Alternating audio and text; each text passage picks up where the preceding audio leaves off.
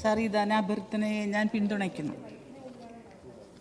വർഷങ്ങൾക്ക് മുൻപേ ഒരു യാത്രയിൽ വഴിയോരത്ത് ഭക്ഷണം വ്യാഴ്ച നിൽക്കുന്ന ഒരു കുട്ടിയെ കണ്ടുമുട്ടിയതും ആ കുഞ്ഞിനെക്കുറിച്ച് ഒരു കവിത എൻ്റെ ഹൃദയത്തിൽ രൂപപ്പെട്ടതും ഇന്നിപ്പോൾ ഓർമ്മയിൽ വരികയാണ്. അത് ഞാനിവിടെ ഒരു 2 വരി പാടാം. കാറ്റിന്നു കൗതുകം തീർക്കുന്നു കുഞ്ഞിളം നേത്രത്താൽ പൈതലേ നീയറിഞ്ഞില്ലല്ലോ. കാറ്റിന്നു കൗതുകം തീർക്കുന്നു കുഞ്ഞിളം നേത്രത്താൽ പൈതലേ നീയറിഞ്ഞില്ലല്ലോ. കാലത്തിൻ ക്രൂരമ്പു ഏറ്റേറ്റു നിൻ മൃദുതൂമേനിന്നതേ കാഠിന്യം പുൽകുന്നു.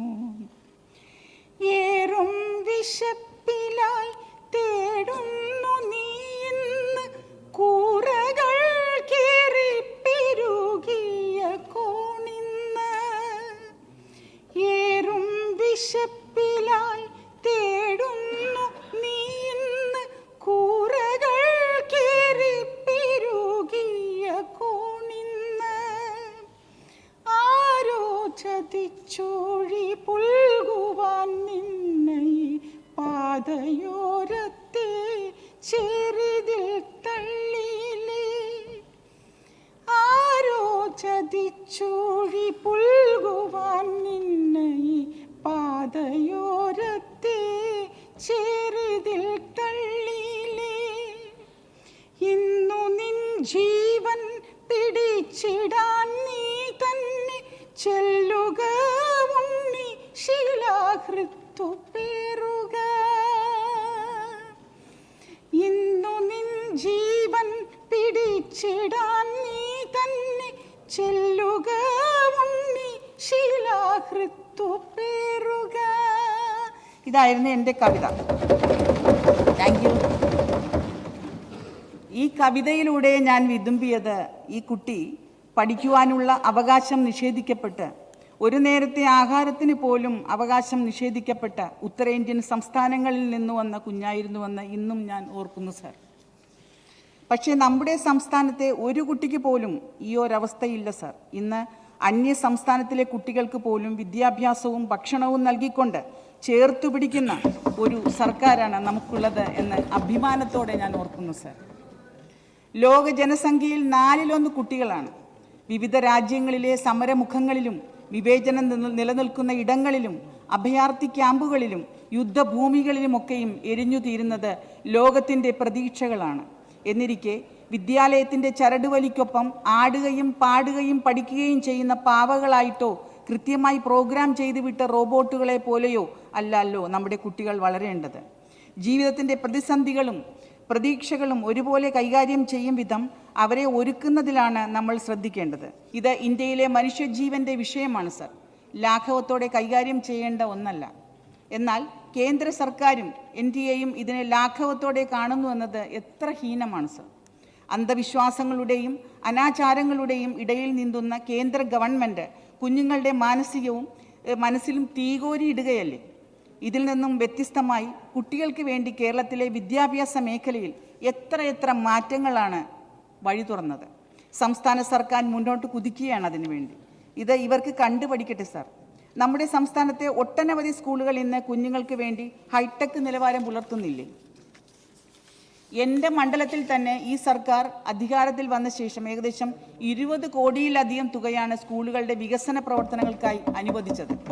വിദ്യാഭ്യാസ മേഖലയിൽ കുട്ടികൾക്ക് വേണ്ടി ഒരു കുറവും വരുത്താതെ പ്രവർത്തിക്കുന്ന ഈ സർക്കാരിനെ ഞാൻ അഭിനന്ദിക്കുകയാണ് സർ. എൻ്റെ മണ്ഡലത്തിലെ സ്കൂളുകളിൽ നടത്തിയ വികസന പ്രവർത്തനം ഞാനിവിടെ പ്രതിപാദിക്കുകയാണ്. തിരുനെല്ലൂർ ഹയർ സെക്കൻഡറി സ്കൂളിന് പുതിയ കെട്ടിടം 3 കോടി, ഒറ്റപ്പുന്ന ഗവൺമെൻറ് LPSന് 1.5 കോടി, പല്ലുവേലി ഗവൺമെൻറ് UP സ്കൂൾ 2 കോടി, തേവർവട്ടം ഗവൺമെൻറ് ഹൈസ്കൂൾ 1 കോടി, ഓടമ്പള്ളി ഗവൺമെൻറ് UPS 1 കോടി, പെരുമ്പളം HSLPS 60 ലക്ഷം, പെരുമ്പളം ഗവൺമെൻറ് HS 1 കോടി, മറ്റത്തിൽ ഭാഗം ഗവൺമെൻറ് LPS 1 കോടി, അരൂർ ഗവൺമെൻറ് HS 1 കോടി, ചന്ദ്രൂർ ഗവൺമെൻറ് HSS 2 കോടി, VVHSS കോടന്തുരുത്ത് 2 കോടി, ഗവൺമെൻറ് LPS കോടന്തുരുത്ത് 1 കോടി, തുറവൂർ വെസ്റ്റ് UP സ്കൂൾ 3 കോടി, എരമല്ലൂർ NSS LPS 55 ലക്ഷം, തളിയാപറമ്പ് GLPS 55 ലക്ഷം.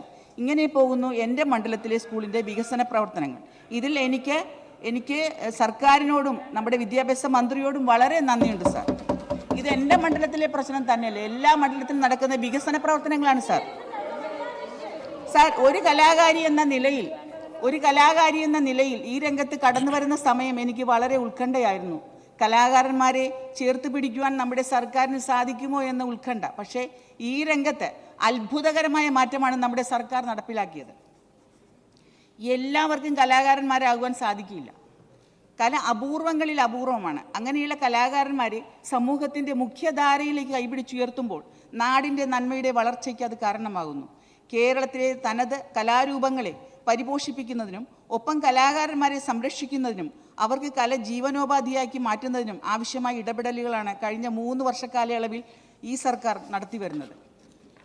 കലാപ്രവർത്തനങ്ങളെയും സാംസ്കാരിക സംഘടനകളെയും പ്രോത്സാഹിപ്പിക്കുകയും വിവിധ വിഭാഗത്തിൽപ്പെടുന്ന പാവപ്പെട്ട കലാകാരന്മാരെ സംരക്ഷിക്കുകയും ചെയ്യുക എന്ന ലക്ഷ്യത്തോടെയാണ് ഈ സർക്കാർ മുന്നോട്ട് നീങ്ങുന്നത്. ഞാൻ പാട്ട് പാടിയതാണ്, എനിക്ക് ഇത്തിരി സമയം കൂടി തരണം സാർ.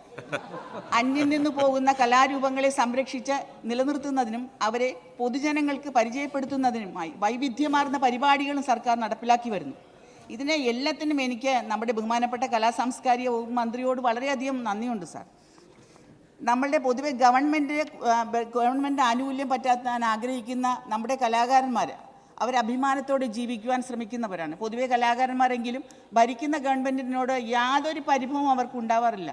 തങ്ങളുടെ കഴിവുകൾ സമൂഹത്തിന് സംഭാവന ചെയ്ത് പല കലാകാരന്മാരും കടന്നു പോകുന്നു. അങ്ങനെയുള്ള നിർധനരായ കലാകാരന്മാരെയാണ് ഈ സർക്കാർ കരുണയോടെ ചേർത്ത് പിടിക്കുന്നത് സാർ. വാർദ്ധക്യത്തിൽ സാമ്പത്തിക ബുദ്ധിമുട്ട് അനുഭവിക്കുന്ന നിരവധി കലാകാരന്മാരാണ് നമ്മുടെ സംസ്ഥാനത്ത് നിലവിലുള്ളത്. ഇവർക്ക് ആശ്വാസം പകരുന്നതിനായി സർക്കാർ നടപ്പിലാക്കി വരുന്ന പെൻഷൻ പദ്ധതിയാണ് കലാകാരൻ പെൻഷൻ പദ്ധതി. ഇതിൽ ഞാൻ വളരെയധികം എനിക്ക് വലിയ സന്തോഷമുണ്ട്. അവർക്ക് ഈ പെൻഷൻ ഇങ്ങനെ കിട്ടുന്നതിൽ അവർക്കൊരു 3000 ആക്കി ആ പെൻഷൻ എല്ലാവർക്കും കൊടുക്കാൻ ഞാൻ ആഗ്രഹിക്കുന്നുണ്ട്. എനിക്ക് അതൊരു സ്വപ്നമാണ്. ഇതുകൂടെ സാംസ്കാരിക പ്രവർത്തന ക്ഷേമനിധി ബോർഡ് അംഗങ്ങളായ കലാകാരന്മാർക്ക് 4000 രൂപ നിരക്കിൽ പെൻഷൻ ഇപ്പോൾ നൽകി വരുന്നുണ്ട്. ഇതിലും വളരെ അഭിമാനം തോന്നുന്നുണ്ട് സാർ. അതൊന്നും അധികം നീട്ടുന്നില്ല. ഇതിൻ്റെ നേട്ടങ്ങൾ വിദ്യാഭ്യാസവും കലയും സാഹിത്യവും എന്നതുപോലെ കായിക രംഗത്തും വലിയ മുന്നേറ്റമാണ്. ഇനി അതിൽ ഈ കലാകാരന്മാരുടെ വേറൊരു കാര്യമുണ്ട്. നമ്മൾക്ക് ഈ പ്രൊഫഷണൽ വേദികളിൽ നമ്മുടെ ഗവൺമെൻറ് നടത്തുന്ന വേദികളിൽ ഈ ഭിന്നശേഷി കലാകാരന്മാർക്ക് കൂടെ ഒരു പ്രാധാന്യം കൊടുക്കണം. അവർക്ക് പ്രോഗ്രാം നടത്തുവാനുള്ള അവസരം കൊടുക്കണം സാർ. അതുകൂടാതെ എനിക്ക് അഭ്യർത്ഥനയുള്ളത്, ഒരുപാട് ഉയരങ്ങളിലേക്ക് ഉയരാത്ത കുറേ കലാകാരന്മാർ പിന്നാമ്പുറങ്ങളിലുണ്ട്. അവർക്കൊക്കെ നമ്മളുടെ ഗവൺമെൻറ് പ്രോഗ്രാമിൽ അവർക്കൊക്കെ പ്രാധാന്യം കൊടുത്തുകൊണ്ട് അവർക്ക് പ്രോഗ്രാം കൊടുക്കുക. അവർക്ക് സാമ്പത്തിക സഹായം അതിൽ നിന്ന് കിട്ടുമ്പോൾ അവർക്ക് നമ്മൾ കൊടുക്കുന്ന കാരണം അവർ സമൂഹത്തിന് നൽകുന്ന വലിയൊരു സംഭാവനയല്ലേ ഈ കലയെന്ന് പറയുന്നത്. അപ്പോൾ അവരെയും കൂടെ നമ്മൾ ചേർത്ത് പിടിക്കുന്നുണ്ടില്ലെന്നല്ല, അവരെ പ്രത്യേകം കാണണമെന്ന് ഞാൻ അഭ്യർത്ഥിക്കുകയാണ്. കേരളം മറ്റ് സംസ്ഥാനങ്ങൾക്ക് മാതൃകയായി ഒരു സ്പോർട്സ് ഹബ്ബാകാനും കൂടെ നമ്മൾ കുതിക്കുന്നുണ്ട്. ക്രിക്കറ്റിനും ഫുട്ബോളിനും പുതിയ രാജ്യാന്തര സ്റ്റേഡിയങ്ങൾ ലോക മത്സരങ്ങൾക്ക് വേദിയാകുന്നതോടെ കേരളത്തിൻ്റെ കായിക രംഗത്തിൻ്റെ മഹത്വം ലോകശ്രദ്ധയാകർഷിക്കും. കായിക സംരംഭങ്ങൾക്ക് വ്യവസായ പദവി നൽകുന്നതോടെ കായിക രംഗത്തേക്ക് പുതിയ സംരംഭക ചുവടുവയ്പ് നാടിന് ഉണർവേകും. ഇതോടൊപ്പം ഭിന്നശേഷി കുട്ടികൾക്ക് വേണ്ടി എല്ലാ മണ്ഡലങ്ങളിലും, അതെൻ്റെ ഒരു ആഗ്രഹമാണ് സാർ, ഭിന്നശേഷി സൗഹൃദ സ്റ്റേഡിയങ്ങളും റീഹാബിലിറ്റേഷൻ സെൻ്ററുകളും അനുവദിക്കണമെന്ന് കൂടി ഞാൻ ഇതിൽ ഞാൻ അഭ്യർത്ഥിക്കുകയാണ്. ഈ ധനാഭ്യർത്ഥനയെ ചർച്ചയെ ഞാൻ ഒരിക്കൽ കൂടെ പിന്തുണയ്ക്കുന്നു സാർ.